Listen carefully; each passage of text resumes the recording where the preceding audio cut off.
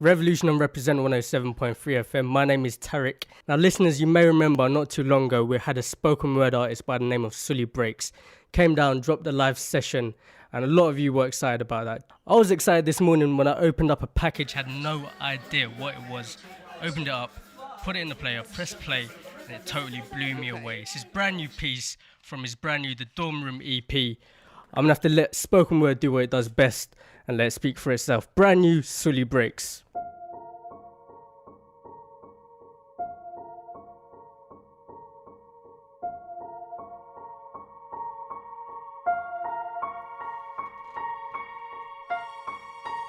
Right now, there is a kid finishing parents' evening in a heated discussion with his mother, saying, why does he have to study subjects he will never ever use in his life?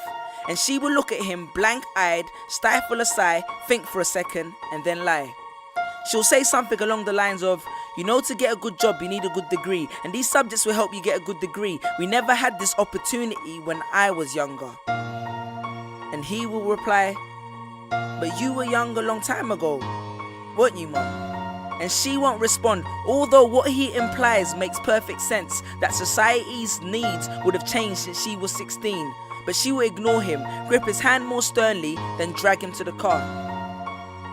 But what she doesn't know is that she didn't ignore him just to shut him up.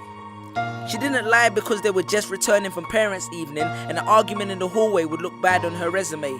She won't lie because she's just spent the last 1 hour convincing a stern-faced teacher that she will ensure that her child studies more at home. No, she will lie simply because she does not know any better herself. Although her whole adult life she has never used or applied Pythagoras' theorem, pathetic fallacy, and still does not know the value of x, she will rely on society to tell her that her child, who has one of the sharpest minds in the school, is hyperactive, unfocused, easily distracted, and wayward. Students, how many equations, subjects, and dates did you memorize just before an exam never to use again? How many A grades did you get which were never asked for when you applied for a job? How many times have you remembered something 5 minutes just after the teacher said stop writing, only to receive your results 1 month later to realize that you were only 1 mark short of the top grade? Does that mean remembering 5 minutes earlier would have made you more qualified for a particular job? Well, on the application form it would have.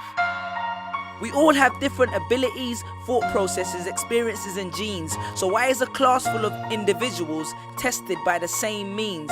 So does that mean Sherelle thinks she's dumb because she couldn't do a couple of sums? And if this issue is not addressed properly, it then becomes a self-fulfilling prophecy. Then every school has the audacity to have a policy on equality. The irony. Exams are society's methods of telling you what you're worth.